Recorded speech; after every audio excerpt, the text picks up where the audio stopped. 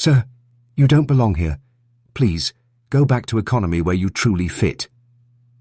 The words cut through the quiet hum of the cabin like a knife. Heads turned instantly. A few passengers smirked, others raised their brows, curious to see what would happen next. The man at the center of it all sat perfectly still. He wore a simple white turban, a faded jacket, and shoes that had long lost their shine. To the onlookers, he looked more like a farmer stepping off a dusty road than a passenger in the gold-trimmed luxury of first class. The flight attendant's smile was tight, her voice firm but dripping with judgment. She didn't wait for an answer. To her it was obvious. Someone like him couldn't possibly belong here. "Economy is just behind us, sir," she added, tilting her head toward the curtain that separated the classes. The man's hands rested on his knees, calloused, dark, and worn from years of labor under the sun. His eyes lifted slowly, steady and calm, as though her words hadn't bruised him in the slightest. "This," he said quietly, "is my seat." A soft ripple of laughter moved through the cabin. "Must be a mistake," a passenger muttered from across the aisle. Another shook his head. "No way. First class isn't for people like that." But the man didn't flinch. He sat with the kind of dignity that came not from wealth on display, but from battles won in silence. His quiet presence seemed to clash with the polished champagne glasses and glittering jewelry around him. The attendant hesitated. Something about his composure unsettled her. She leaned down again, lowering her voice, but the edge of disbelief still clung to her words. "Sir, I don't want to embarrass you. Please, move before this becomes a problem." The cabin went still, all eyes fixed on him. Would he rise in shame? Would he argue? Instead, the man reached slowly for the small cloth bag at his side. A tension in the air thickened, like the moment before a storm breaks. No one knew yet. But what came out of that bag would turn every whisper into silence, every smirk into shock. And this was only the beginning. "Excuse me, sir. This seat is not for you." The words slipped out of the flight attendant's mouth with a forced smile, but everyone nearby could hear the sharpness hidden beneath her politeness. The cabin grew a little quieter, every curious pair of eyes stealing a glance at the man in the turban. He sat calmly in his first-class seat, adjusting the cloth bag at his feet. His clothes looked simple, his shoes worn. To the others, he was out of place in a section of polished leather, gold-stitched pillows and champagne glasses. The attendant leaned closer, lowering her voice, but making sure her words carried to the rows around them. "Sir, first-class tickets are quite expensive. Perhaps you've mistaken your seat assignment. Economy is just behind us. You'll be more comfortable there." A ripple of whispers travelled down the aisle. A man with a silver watch chuckled quietly. "I knew it," he whispered to his seatmate. "He must have wandered up here by accident." Another passenger, sipping wine, muttered just loud enough for others to hear. "People like him don't sit here. It's not possible." The man in the turban didn't move. He looked up at the attendant with calm, steady eyes, the kind of gaze that didn't demand respect, but carried it naturally. His voice was soft, almost gentle. "This is my seat." The woman froze for a moment, caught off guard by the certainty in his tone. She tried again, her smile stiffening. "Sir, I understand, but let's not make this uncomfortable. Mistakes happen. Please, gather your things, and let me escort you back." The passengers around him leaned forward slightly, enjoying the show. To them, this was nothing more than a case of misplaced pride, a poor man embarrassed in the wrong part of the plane. The man's hands rested still on his lap. His posture didn't shift. His breathing didn't change. It was as though he had weathered storms far heavier than this one, and a flight attendant's judgment was nothing more than passing rain. But inside the cabin, the humiliation began to sting. Not for him, but for what others assumed of him. Each chuckle, each glance, each whispered insult layered itself like weight on the air. The attendant, feeling the pressure of curious eyes, leaned closer, her voice sharper now. "Sir, let's not make this difficult. People are watching." Passengers smirked, convinced he would soon rise and shuffle down the aisle toward where he belonged. But the old man remained seated, his silence louder than any argument. A woman in the back scoffed, folding her arms. "This is ridiculous. Why don't they just check his ticket already?" The attendant, visibly irritated, reached out a hand as if to take the slip of paper from him herself. But the man slowly, deliberately slid it from his pocket and placed it gently in her hand. The moment lingered. Her fingers trembled slightly as she looked down at the boarding pass. Her eyes darted back and forth, rechecking every line. The truth was written plainly. His seat assignment, his class, his name.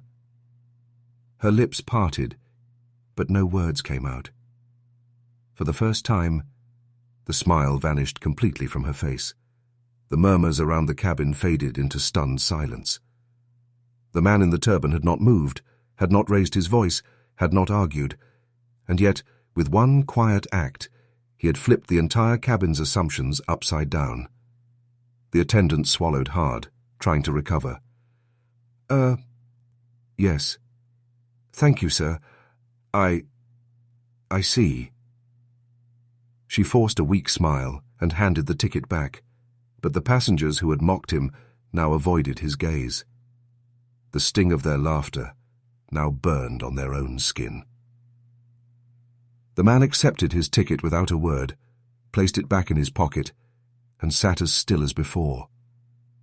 To him, this moment, it was just another reminder of the prejudice he had carried on his shoulders for a lifetime, but to the others, it was the first crack in their certainty. And yet, none of them knew. This was just the beginning of their shock. Because what would happen next would not only silence their laughter, but also leave their mouths hanging open in disbelief. The ticket had been checked. The flight attendant had no choice but to return it, her polished smile cracked, her confidence gone, and yet disbelief still clung to the cabin like smoke that refused to clear. Passengers exchanged looks, some smirking in stubborn denial. A man in a navy suit leaned over to his wife and whispered, "It can't be real. Maybe it's a fake ticket. They'll figure it out soon." Another passenger chuckled under his breath. "First class? Him? Please. He'll be moved once the captain finds out." The old man remained motionless, as if their words drifted around him without ever touching him. His weathered face told the story of years in the sun, of work that carved strength into silence. He showed no anger, no outrage, just patience. And that patience unsettled everyone watching. The flight attendant, still flustered, tried to regain control. She straightened her uniform, forced her voice steady, and said, "Well, enjoy your seat, sir." But even as she spoke, her eyes betrayed her doubts. The murmurs continued. One row back, a young businessman shook his head. "I mean, look at him. He's clearly poor. No way he belongs here." His seatmate nodded, whispering, "Exactly. Sometimes people try to cheat the system. He'll be caught." Every insult was a dagger thrown carelessly, yet the man in the turban never raised his shield. He sat quietly, his gaze fixed out the window, as though the endless sky beyond the glass mattered more than their shallow judgments. His silence was unnerving. Some passengers expected him to fight back, to lash out, to make a scene. Others waited for him to crumble under shame. But he did neither. He simply endured, with a dignity that needed no words. Minutes ticked by, heavy with tension. Even those who had laughed earlier began to feel uneasy. Why wasn't he reacting? Why wasn't he defending himself? A woman finally whispered to her husband, What if he really does belong here?" Her question hung in the air like thunder before a storm. Doubt crept into faces that once looked so certain. The possibility that they had misjudged him gnawed at their confidence. The flight attendant, unable to shake her embarrassment, glanced at the man again. His calmness unsettled her more than anger ever could. She had tried to put him in his place, but instead, his quiet composure had put her in hers. And yet, disbelief still reigned. The passengers clung to it, because admitting the truth would mean confronting their own prejudice. The man closed his eyes for a brief moment, breathing slowly, as if drawing strength from somewhere deeper than comfort or wealth. In that silence, he seemed larger than the space around him, like a storm gathering far beyond the horizon, unseen but inevitable. The cabin shifted uneasily. Every laugh had faded. Every whisper had turned into nervous speculation. The doubt was still there, but so was something new, a creeping awareness that they might soon be proven wrong. And as the old man finally opened his eyes, steady and unshaken, the question pressed harder against the walls of the plane. Who was he, really? The answer was coming, and it would shatter every last illusion. The whispers had reached their peak. Disbelief buzzed like static through the cabin. Some passengers smirked, others leaned forward eagerly, waiting to watch the mistake play out. The flight attendant stood frozen, her forced smile stretched thin, her pride caught between her duty and her doubt. Then the old man moved. Slowly, with the deliberate calm of someone who had nothing to prove, he bent forward and chaired into his faded cloth bag. The sound of the zipper opening seemed louder than it should have been. The entire cabin leaned in as though they were watching the climax of a drama unfold on stage. He pulled out a wallet, old, worn, and weathered by years of use. His fingers, rough and calloused from work, carefully unfolded a small set of documents.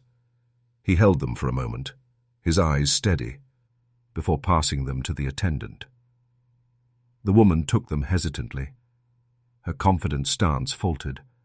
Her eyes scanned the ticket first. Row number, seat number, perfectly correct. Then her gaze slid to the card beneath. And there, in bold print, she read the words that froze her blood. Chief Executive Officer. The title leapt off the page like fire. Her lips parted, but no sound came out. She read it again, as if repetition would change the truth. It didn't. The man in the turban, the one she had dismissed as poor and misplaced, was not only wealthy enough to sit here, he was a leader, a man who commanded power that far exceeded anything she could imagine. The passengers who had whispered, chuckled, and mocked now stared in stunned silence. One man lowered his newspaper slowly. A woman covered her mouth with her hand. The young businessman who had laughed earlier swallowed hard, his smirk gone. The flight attendant's hands trembled as she returned the documents. "Sir, I apologize. I didn't—" But the man cut her apology short, not with words, but with silence. He simply took back his ticket and ID, placed them carefully into his bag, and sat upright once more. He didn't need to say anything. The truth had already spoken louder than any defense ever could. Around him, the cabin shifted in shame. The same people who moments ago had judged him now avoided his eyes. Their earlier certainty felt like a weight pressing on their chests. Every assumption they had made crumbled in. An instant. The old man's face remained calm, his expression unchanged. To him, this was not the first time the world had judged him by appearances, nor would it be the last. But in that moment, the balance of power had shifted completely. The attendant, her cheeks burning, stepped back quietly. She smoothed her uniform and tried to regain her composure, but her posture betrayed her. She was no longer in control. And as for the passengers, what had once been mocking whispers was now silence so thick you could hear the hum of the engines pressing against it. No one dared speak. No one dared move. They had all been wrong. But what they didn't know was that this revelation was only the beginning. Because when the man in the turban made his next move, their disbelief would turn into shock so deep it would leave their mouths hanging open. The cabin was silent now, but inside the old man's heart, another world stirred. As the attendant returned his ID with trembling hands, his eyes drifted toward the window. Beyond the clouds, memories began to surface. Because this moment, the judgment, the disbelief, the humiliation, was not new to him. It was an echo of battles he had fought his entire life. The scene shifts. A dusty South African village. Fields stretched wide under a merciless sun. A young boy, barefoot, bent low over dry soil, his hands blistered as he planted seeds in ground that gave nothing easily. That boy was him. He remembered the hunger, the long days when his stomach groaned louder than the crickets. He remembered neighbors who said, "You will never be more than a farmer's son." Even as a child, he carried the weight of those words. One evening, after a day of endless work, his mother placed a rough piece of bread in his hands.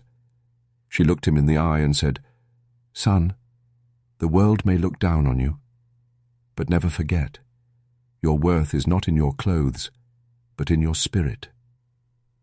Those words became his compass. Years passed. The boy became a young man.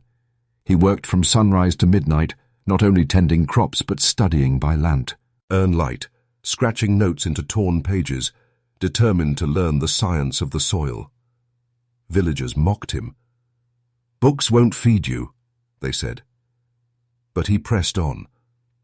When droughts came and fields cracked, he experimented with new methods. When pests destroyed entire harvests, he found ways to save small patches. Bit by bit, failure taught him what success demanded. And soon, his resilience began to bear fruit. He started small, selling a few sacks of grain at local markets. Then came more. Demand grew. One harvest led to another, and soon he wasn't just feeding his own family. He was feeding entire villages. By the time he turned 40, he wasn't simply a farmer anymore. He was a businessman, running one of the largest agricultural cooperatives in the region. He employed workers, invested in machinery, and built schools in the very village that once mocked him. Yet still, when he traveled, people looked at his turban, his rough hands, his plain clothes, and assumed he was nothing. Every insult, every dismissive glance, every "you don't belong here," they all forged him like fire tempers steel. The flashback fades, and we return to the cabin. The old man sits silently in his first-class seat, but his story, unseen by the passengers, screams louder than their doubts. He had walked through storms, harsher than judgmental whispers. He had survived poverty deeper than any insult could ever cut. And he had built an empire, not to prove anyone wrong, but to prove himself right. The man beside him, who had sneered only minutes ago, now avoided his gaze. He could not know the history written into the lines of the farmer's face. He could not know that the man he mocked had once fed thousands when drought tried to starve them. And that was the irony. Those who judged him the harshest knew the least about the battles he had fought.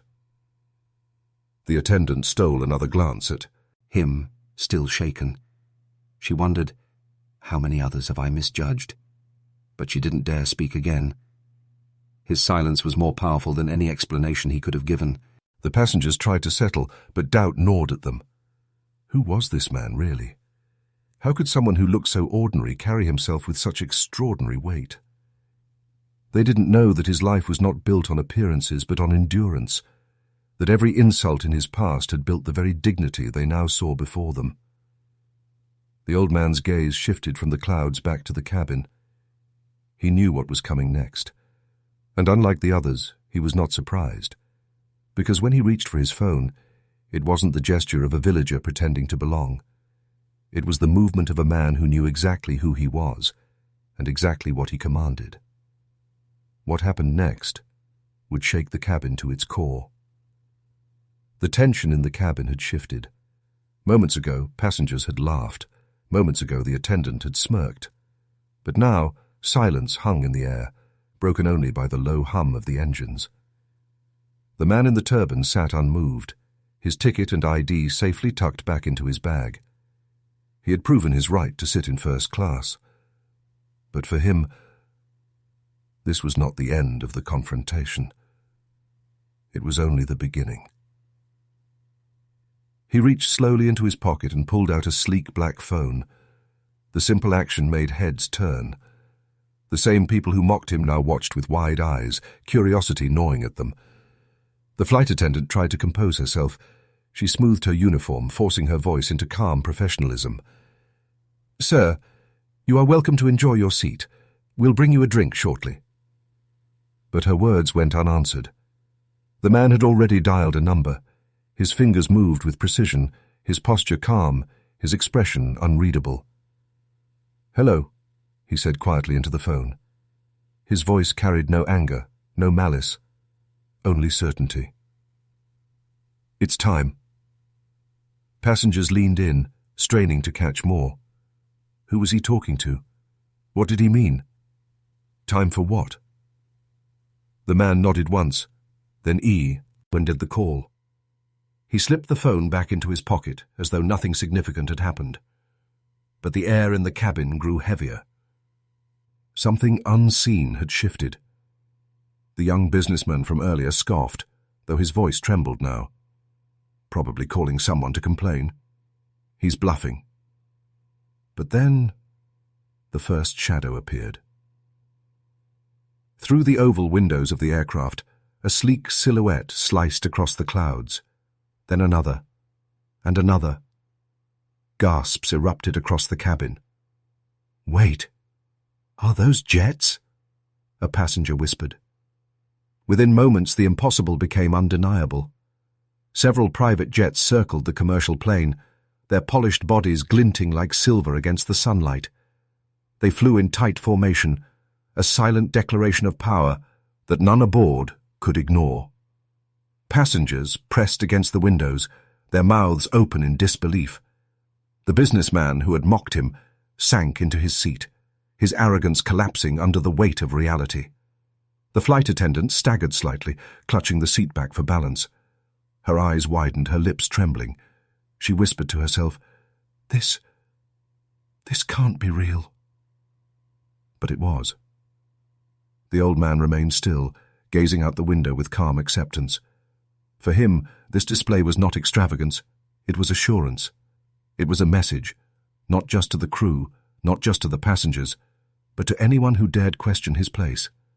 He commanded not one seat, but skies of his own. The captain's voice crackled over the intercom, uncertain and shaken. "Ladies and gentlemen, please remain calm. We are currently in communication with air traffic control." But calm was impossible. Whispers turned to panic. Panic turned to awe. No one knew what would happen next. The man in the turban simply folded his hands on his lap, his face serene. He didn't need to speak. His silence said everything. "I do not need your acceptance. I carry my own authority." The flight attendant approached once more, her arrogance gone, her voice trembling. "Sir, are those here for you?" He turned his gaze to her, his eyes steady and calm. "They are," he replied. Nothing more. No explanation, no prideful declaration, just the truth, delivered as simply as he breathed. Her throat tightened. She couldn't respond. What words could she possibly offer to a man who had just summoned the skies with a single phone call? The passengers sat frozen, their earlier doubts turned into wide-eyed fear and awe. They had laughed at him. They had whispered against him. But now they watched a truth unfold that no one could deny. This was not a simple farmer playing dress-up. This was a man who could command the impossible. And as the jets continued to circle, shimmering like guardians in the sky, the commercial plane began to descend. The journey they had mocked him for was about to take a turn none of them would ever forget. The first jet cut across the clouds like a blade of silver, then another, and another. Within seconds, the commercial flight was surrounded. The cabin erupted in whispers and gasps, passengers pressing their faces to the windows in disbelief. "What is happening?" a woman cried, clutching her husband's arm. "Those are private jets," another voice shouted. "But why are they here?" The answer sat quietly in seat 1A. The old man in the turban, his hands folded neatly on his lap, his gaze steady on the horizon. He had not moved since the call. He did not need to. The skies themselves moved for him. The captain's voice crackled over the intercom, calm but strained. "Ladies and gentlemen, this is your captain speaking. We have received new instructions from air traffic control. For safety reasons, we will be making an unscheduled landing. Please remain calm and in your seats." But calm was impossible. Panic rippled through the cabin. Questions flew in every direction. Are we in danger? Why are they forcing us down? Who is this man? Eyes darted toward the farmer-like figure who remained unshaken. The same people who had mocked him minutes ago now looked at him with a mixture of awe and fear. Every assumption they had built about him was crumbling faster than the altitude they were losing. The flight attendant, still pale from the earlier humiliation, approached him again. Her voice quivered, no longer commanding but pleading. "Sir, please, can you tell me what's happening?" The man lifted his eyes slowly, his expression calm, almost serene. "They're here for me," he said simply. The attendant's throat tightened. She wanted to ask more, but the weight of his words silenced her. She stepped back, trembling. Out of the windows, flashing lights cut through the clouds as the private jets adjusted their formation. Some passengers gasped as they realized what was happening. The commercial plane wasn't leading this descent. It was being escorted. The businessman who had mocked him earlier sat frozen, sweat glistening on his forehead. He whispered under his breath, This can't be real. He's nobody." But the sight outside betrayed him. The man was no nobody. He was someone powerful enough to summon an airborne convoy. Someone whose presence forced the captain of a commercial airliner to change course mid-flight. The plane dipped lower, engines humming louder. The ground came into view, runways glistening in the distance. But it wasn't just any landing. Police lights flashed at the edges of the tarmac. Security vehicles lined up in preparation. The runway had been cleared, not for the commercial jet, but for the man inside it. Gasps filled the cabin again. "They cleared the airport for him? Who is he?" The farmer didn't answer. He didn't need to. The scene itself was the answer. Inside the cockpit, the captain's voice trembled as he spoke into the intercom once more. "Ladies and gentlemen, and please fasten your seatbelts. We are making an immediate landing." The descent steepened. Passengers gripped their armrests. But through the tension, every gaze returned to seat 1A. The man in the turban closed his eyes gently, as though this moment were nothing unusual. For him, it wasn't. With a screech of wheels and a rush of smoke, the aircraft touched down. The impact jolted the passengers, but it wasn't the landing that stole their breath. It was what awaited them outside. Lined neatly on the adjacent runway, 3 private jets gleamed in the sun, their engines already roaring, waiting for one man alone. The cabin went dead silent. The businessman lowered his head in shame. A woman covered her mouth in disbelief. The flight attendant, eyes watering, whispered to herself, "All this? For him?" The farmer slowly rose from his seat, gathering his modest cloth bag. He didn't look at the passengers who had mocked him. He didn't glare at the attendant who had humiliated him. His silence spoke louder than any anger ever could. He walked calmly down the aisle, every pair of eyes glued to him. Each step was a lesson, each breath a reminder. Greatness does not announce itself with noise. It proves itself in silence. At the cabin door, he paused for a moment, his turban glowing in the sunlight streaming through the hatch.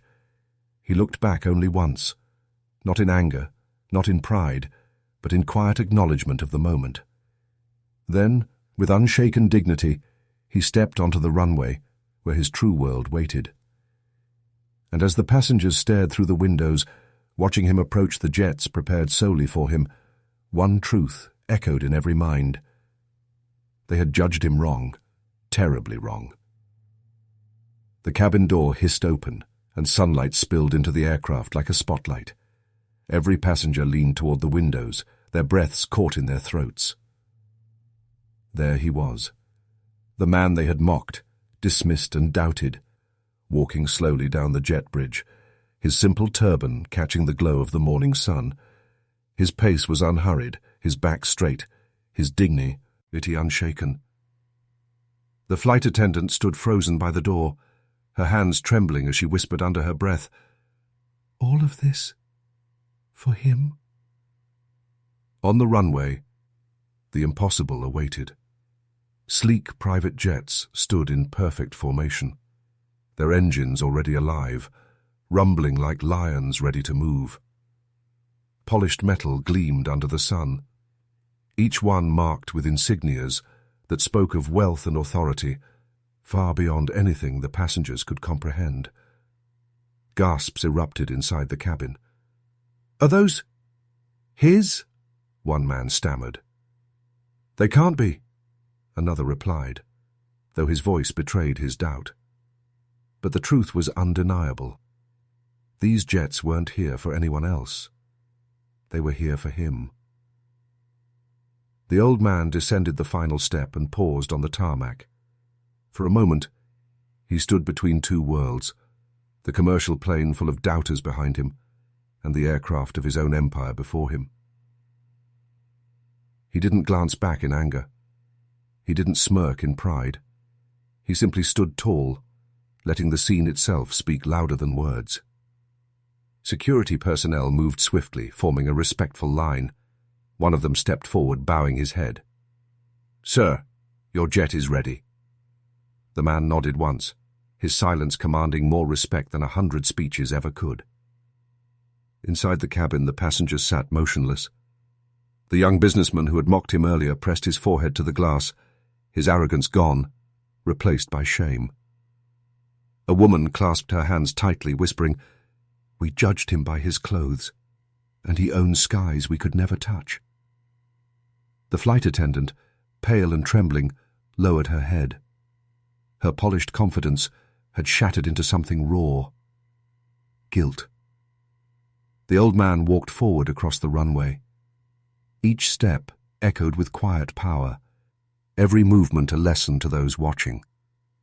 His modest bag swung gently at his side, simple, ordinary, yet containing more weight than all their designer, luggage combined. He reached the stairs of his private jet.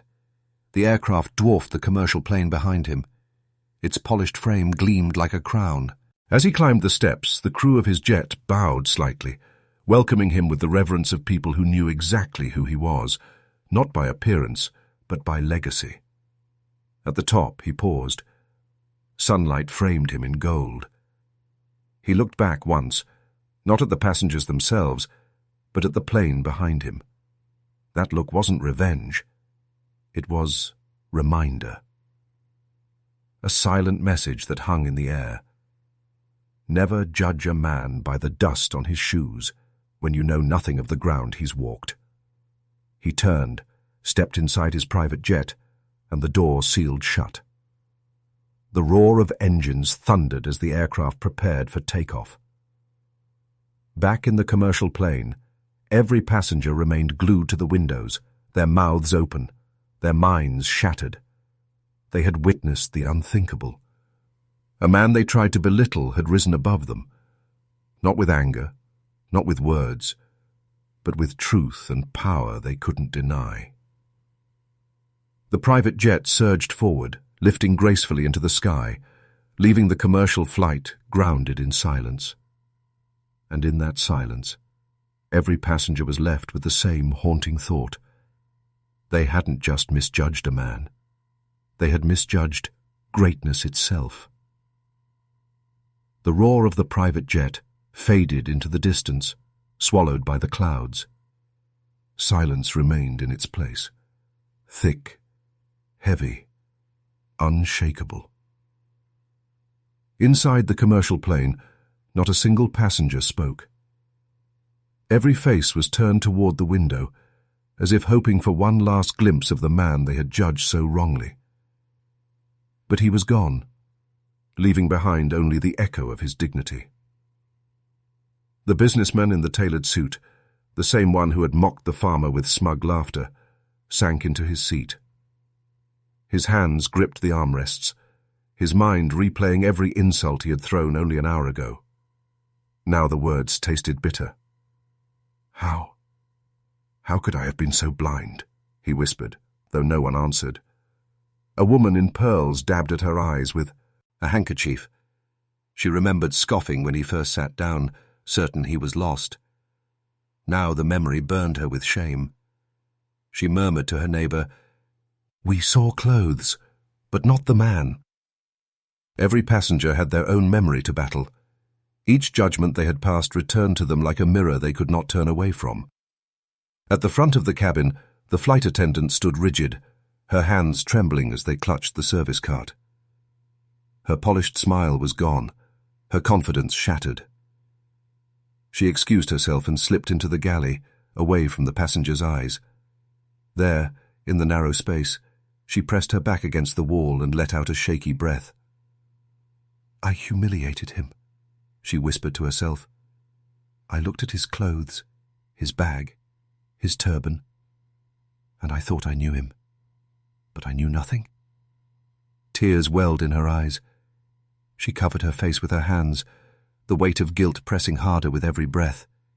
She had judged him in front of everyone, and now she realized it was her judgment, not his presence, that had made her small. Back in the cabin, the conversations finally began. Not loud, not mocking, but hushed, filled with regret and disbelief.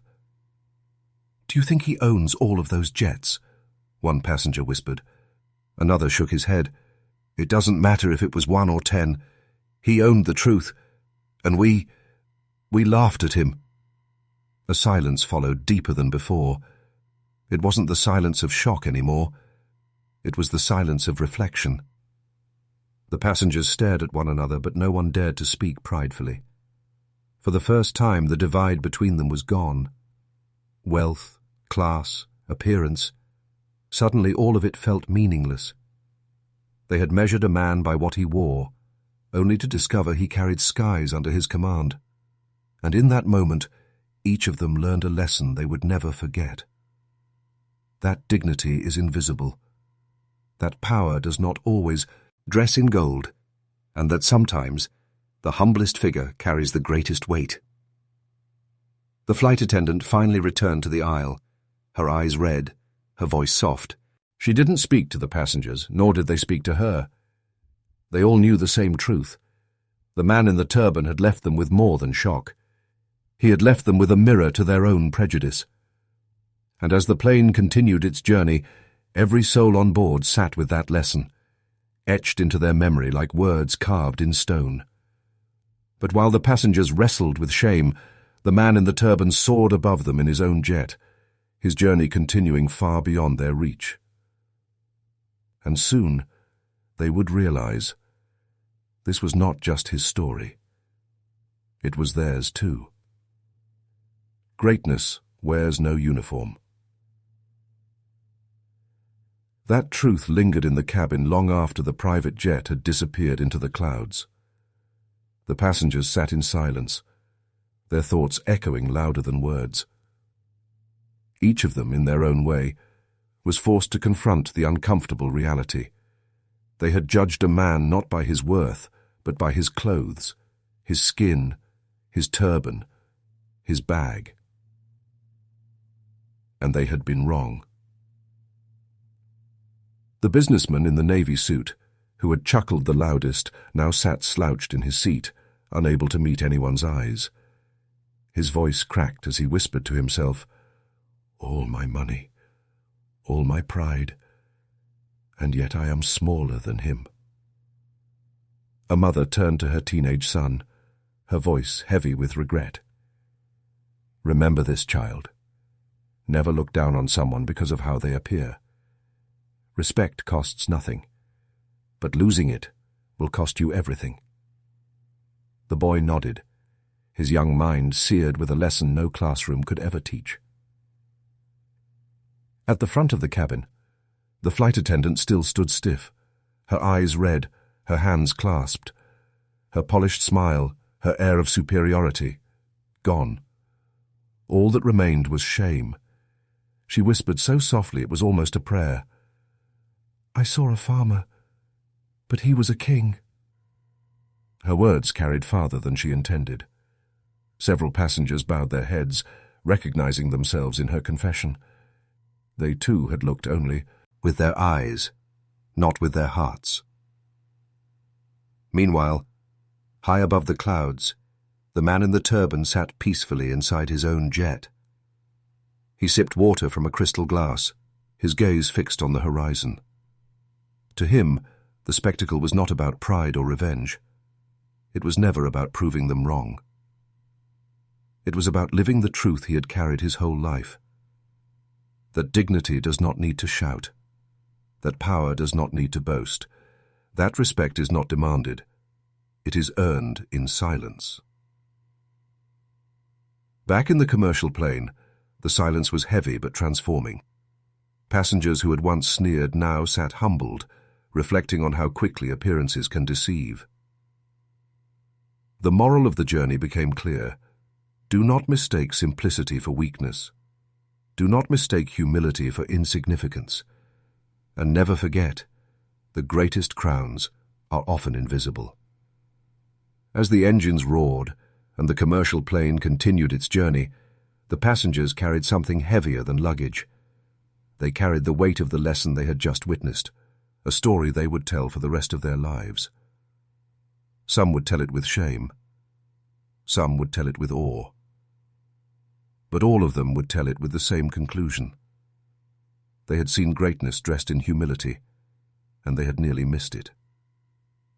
The man in the turban, the farmer who became a CEO, had left them with more than shock. He had left them with a mirror, one that forced them to see the prejudice within themselves. And in that mirror, they found the greatest truth of all, that human worth is never measured by the clothes on your back, but by the strength of your spirit and the dignity with which you walk through this world.